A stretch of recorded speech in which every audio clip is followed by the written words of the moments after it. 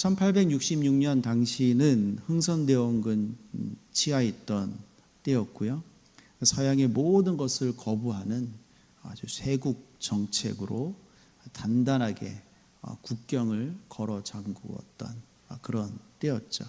그런 때에 큰 배 제너럴 셔먼호가 서해안에 나타나서 계속 위로 올라가더니 평양을 향해서 대동강 안으로 들어왔습니다.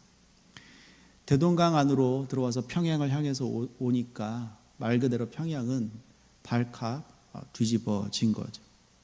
이러지도 못하고 저러지도 못하고 있었는데 이 제너럴 셔먼호가 이 대동강변에서 모래톱에 걸려서 그만 좌초되고 맙니다.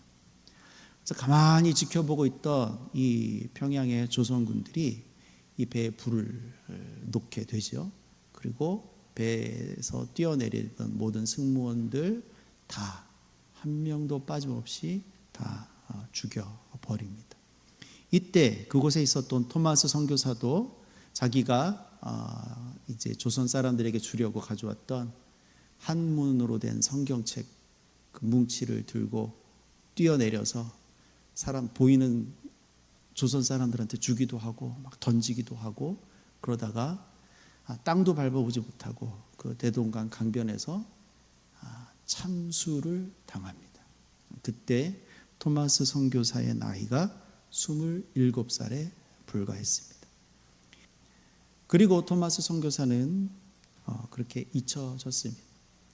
그리고 약 20년 뒤인 정확히 20년 뒤인 1885년에야 미국에서 파송된 언더우드와 아펜젤로가 정식 선교사로 조선 땅을 안전하게 밟을 수 있었습니다. 그렇다면 여러분, 토마스 선교사 부부의 이 짧디 짧은 삶은 무엇을 의미합니까? 아무런 열매도 거두지 못하고 너무나도 허무하게 비참하게 죽어간 그 인생이 남긴 것은 무엇입니까? 무의미했습니까? 그렇지 않습니다. 대동강변에서 비참하게 생을 마감할 때 이 토마스 선교사가 그렇게 사람들에게 전하거나 던진 이 한문 성경 3권이 놀라운 일을 했습니다. 그때 강변에서 있었던 11살 된 소년 최치량이라는 소년이 토마스 선교사로부터 3권의 성경책을 받았습니다. 그리고 집으로 가지고 갔습니다. 그런데 당시 성경책은 금서 중에 금서였기 때문에 이것을 가지고 있는 것이 너무나 무서워서 곧장 당시 평양성 영문주사였던 박영식에게 그 성경책을 자진 반납합니다. 그런데 이 박영식이 이 성경책을 보니까 종이질이 너무 좋은 거예요. 그래서 옛날 책 보시면 이 가운데 실로 묶어놨잖아요. 이걸 풀면은 이게 종이를 이렇게 반으로 접어서 겉에만 글을 쓰고 안에는 이제 빈 종이잖아요. 이거를 펴서 자기 집 방에 벽지로 싹 발랐습니다. 여러분, 하나님의 말씀으로 가득한 방이 집이 생긴 거죠. 그리고도 또 시간이 많이 지났습니다. 어느덧 성인이 된 이 최치량이 돈을 좀 벌었나 봅니다. 박영식으로부터 그 집을 샀습니다. 그리고 그 집을 주막 겸 여관으로 바꾸어서 거기서 이제 장사를 했습니다. 그리고도 또 시간이 지났습니다. 1893년 이제는 선교사들이 좀 자유롭게 들어올 수 있었고 소수지만 오고 갈 수 있는 그런 시절이 되었는데요. 우리나라 초기 선교사님 중에 한 분인 사무엘 마펫 선교사님이 이 서울 한성에 있다가 한양에 있다가 2명의 조사들, 그때는 선교사님을 돕는 분들, 한국 사람, 조선 사람들을 조사라는 분들이 있었습니다. 2명의 조사를 데리고 평양까지 전도 여행을 왔습니다. 그리고 마침 이 최치량의 여관에 머물게 되었는데 방에 들어가서 이렇게 보니까 이게 평범하지 않은 벽지가 발라져 있는 거죠. 그래서 너무나 깜짝 놀라서 그 일에 이제 자초지종도 알아보게 되고, 그러면서 이것은 절대 우연이 아니겠다. 그래서 거기에서 이 평양을 이제 전도하고 사역하는데 굉장히 큰 동기를 부여받게 됩니다. 또 이것을 옆에서 지켜본 그 집주인 최치량도 거기서 예수를 믿게 되고 회심하고 세례를 받고 이후에 평양에 이 교회들을 세우는데 굉장히 큰 역할들도 감당하죠. 이 마페 선교사님은 아예 이 여관을 샀습니다. 사서 평양 최초인 교회로 삼습니다. 그 동네 이름이 널다리꼴이었기 때문에 널다리꼴 교회라는 이름으로 평양 최초의 교회를 세웠습니다.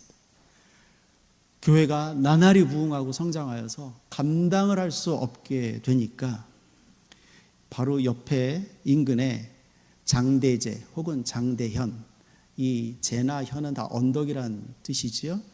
이 장대현 언덕에 넓은 터로 옮겨서 거기에 새로 큰 교회를 짓고 거기에 수많은 사람들이 예배하러 왔고 또 평양의 모교회와 같은 역할을 하는 교회가 됐습니다. 이 교회가 바로 또 뒤에 1907년에 그 유명한 평양 대부흥이 일어나는 장대현 교회가 됩니다. 그럼 평양 대부흥은 1904년 웨일즈 대부흥이나 1906년 미국 LA의 아주자 거리의 대부흥과 비견될 만큼 20세기에 다섯 손가락 안에 꼽히는 엄청난 부흥이 있었습니다. 여러분, 1866년 토마스 선교사가 허무하게 죽은 걸까요? 그가 죽을 때, 젊은 나이에 죽을 때 그를 기억하는 사람 없었을 것입니다. 또 그의 죽음이 40년 뒤에 이렇게 엄청난 대부흥이 운동으로까지 나아갈지, 그 한 씨앗이 될지 예상했던 사람도 아마 거의 없었을 것입니다. 그러나 우리 하나님은 무명한 자 같으나 유명하게 하시고 약한 자를 들어 강하게 세우시고 잘라져 죽은 것 같은 그루터기에서 한 가지가 나게 하시는 분이 바로 우리의 하나님이십니다. 우리는 실패라고 단정 짓는데 희망이라고는 한 터럭도 보이지 못한다고 할 때라, 주저앉을 때에도 하나님은 그 안에서 잿더미 속에서 새 일을 시작하시고 생명을 일으키시는 분이 바로 우리의 하나님이십니다. 요즘 아주 극명하게 대비되는 두 드라마가 있습니다. 하나는 지난 주말에 종영한 21세기 대군 부인입니다. 이 드라마는 요즘 제일 잘 나가는 배우 변우석, 아이유가 출연한 캐스팅부터 시작해서 지금도 왕실이 건재하다는 설정하에 왕궁과 재벌가를 오고 가며 정말 화려한 의상, 어떤 이 배경, 자동차, 뭐 정말 표현할 수 있는 모든 최대한의 화려함을 표현하는 그러한 화려하기 정말 이를 데 없는 그런 드라마였습니다. 그래서 많은 사람들이 이목을 끌면서 요즘 보기 드문 13.4%라는 높은 시청률로 종영하였습니다. 또 하나의 드라마가 있습니다. 지금도 아직 방영 중인 모자 무사라는 드라마입니다. 모두가 자신의 무가치함과 싸우고 있다라는 긴 드라마의 제목을 네 글자로 줄여서 모자 무사라고 합니다. 모두가 자신의 무가치함과 싸우고 있다. 제목에서 우리가 느낄 수 있는 것처럼 이 드라마는 그렇게 시간을 이렇게 보내고 뭐 쉴 때 보는, 그렇게 마음 편하게 보는 그런 드라마가 아닙니다. 이 드라마에는 마음 편히 볼 수 있는 장면이나 쉽게 그냥 흘려 들을 수 있는 대사가 거의 없다고 합니다. 사실 저는 아직 잘 못 봤습니다. 이 드라마가 다 끝나고 여름 휴가쯤 되었을 때 한번 정주행을 하려고 아껴두고 있는 건데, 그냥 이렇게 제가 얼핏 듣는 이야기들이고, 또 이 드라마의 작가가 제가 평소에 관심 있는 작가라서 아주 이렇게 살펴는 보고 있는 거죠. 많은 사람들의 마음을 불편하게 하는 드라마라고 합니다. 오늘도 우리는 나는 무가치한 존재가 아닐까? 라고 생각하면서 힘겹게 삶과 싸우는 사람일 수도 있습니다. 아니, 많은 사람들이 그러한 자조 섞인 질문을 스스로에게 해가면서 하루하루를 버텨내고 있습니다. 그런 사람들이 이 드라마를 볼 때에 드라마의 등장인물들이 다 찌질하대요.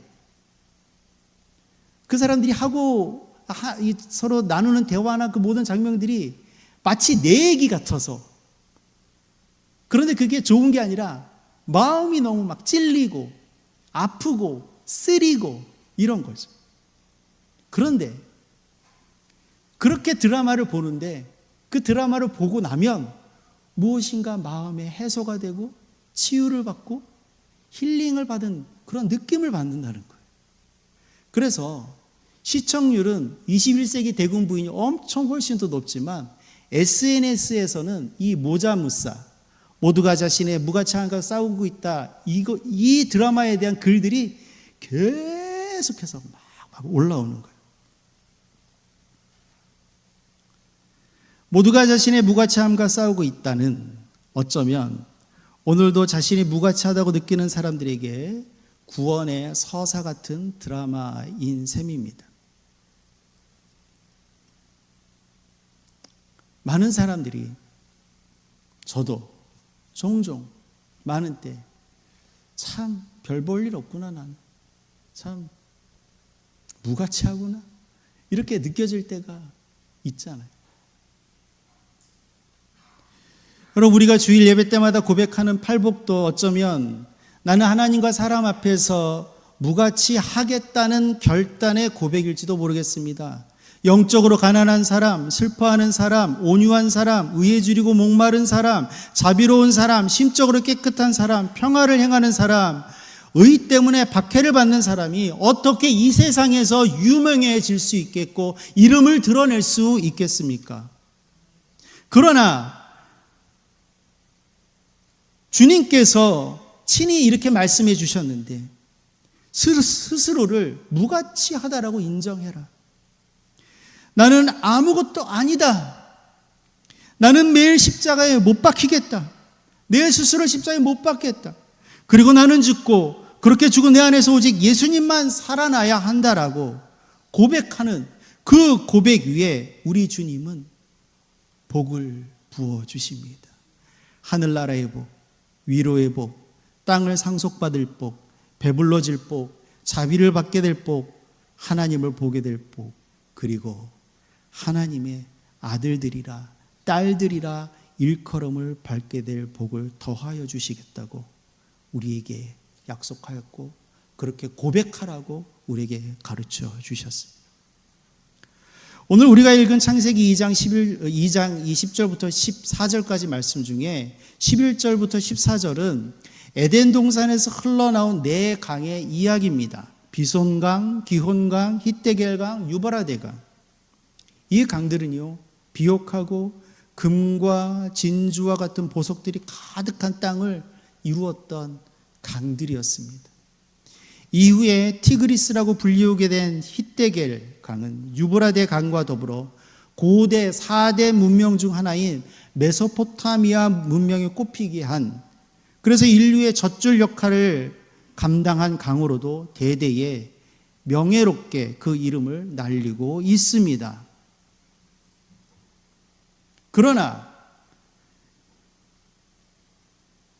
11절부터 14절 이 네 강을 설명하기 이전에 10절에 한 강이 또 나옵니다. 우리는 이 강에 좀 더 우리의 마음을 쏟아부을 필요가 있을지도 모르겠어요.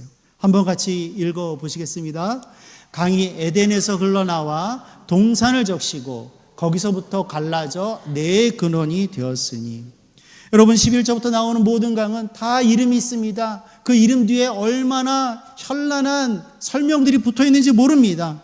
그러나 정작 에덴을 적시고 이 네 강의 근원이 된 강에는 이름이 없습니다. 그냥 강입니다. 보통 명사예요. 그냥 강. 좀 더 적나라하게 번역하자면 어떤 강 하나가 에덴에서 흘러나와 동산을 적시고 이렇게 번역할 수도 있겠습니다. 저렇게 화려하고 유명한 강의 근원이 되는 이 강에 이름이 없다는 것. 여러분, 이것이 성경이고 이것이 복음입니다. 드러나는 것은 네 강이지만 에덴을 적시고 나아가 살리는 근원이 되는 것은 이 이름 없는 강입니다. 그러고 보니 에스겔 47장의 성전에서 흐르는 강이라든지 요한계시록 22장의 생명수의 강 역시 이름이 없습니다. 세례 요한은 예수님을 보고 그는 흥하여 하겠고 나는 쇠하여야 하리라 하고 고백하였고 실제로 그렇게 살아갔습니다. 가나안 혼인잔치에서 물떠온 하인들의 이름은 지금도 아무도 알지 못합니다. 예수님에게 물고기 2마리와 떡 5개를 드렸던 그 아이의 이름은 아직도 아무도 모릅니다. 문둥병에 걸린 나아만 장군을 엘리사에게 인도하여 준 그 여종의 이름도 아무도 모릅니다. 성경에는 하나님께서 드러내신 이름도 참 많지만 드러나지 않았음에도 불구하고 이렇게 매우 중요한 일을 감당한 알려지지 않은 이름들도 너무나 많습니다. 예수님께 값진 향유를 부었던 여인의 이야기가 사복음서에 모두 나옵니다. 마태, 마가, 누가복음에는 이 여인의 이름이 없습니다. 심지어 누가복음에는 이 여인을 죄 많은 여인이라고 이야기합니다. 요한복음만 이 여인의 이름이 나사로의 누이 마리아라고 그렇게 명시하고 있습니다. 그러나 예수님은 이 여인에게 놀라운 영예를 안겨다 주었죠. 복음이 전파되는 곳에는 이 여인이 한 일도 전해져야 할 것이라고 분명하게 말씀하셨습니다. 이 여인의 이름은 드러나고 알려지지 않았지만 주님께 한 그 모든 일은 복음과 함께 알려졌습니다. 우리의 이름이 드러나고 안 드러나는 것은 주님께 달려 있습니다. 드러나는 이름도 귀하고 드러나지 않는 이름도 귀합니다. 어쩌면 오늘도 우리는 각자 자신의 무가치함과 힘겹게 싸우고 있을지도 모르겠습니다. 그러나 주님 안에서 온전한 복음의 사람, 빛과 소금의 사람으로 하루하루 충성되게, 그것이 비록 작다 할지라도 힘있게 살아갈 때 어쩌면 우리의 이름은 끝까지 드러나지 않을 수도 있겠지만 그 작은 행함들과 순종들을 통해서 또 다른 선한 영향력을 미치고 그 일들은 기억될 것이고 나아가 또 다른 이름 없는 사람에게 그것이 전해져서 또 다른 일들이 또 만들어지고 또 다른 선한 영향력들이 만들어져서 온 땅으로 퍼져나가고 다음 세대까지 흘러나가는 귀한 일들이 일어나고 있습니다. 그것이 이름 없는, 그러나 예수를 참되게 믿는 우리들을 통해서 일어나는 일들입니다.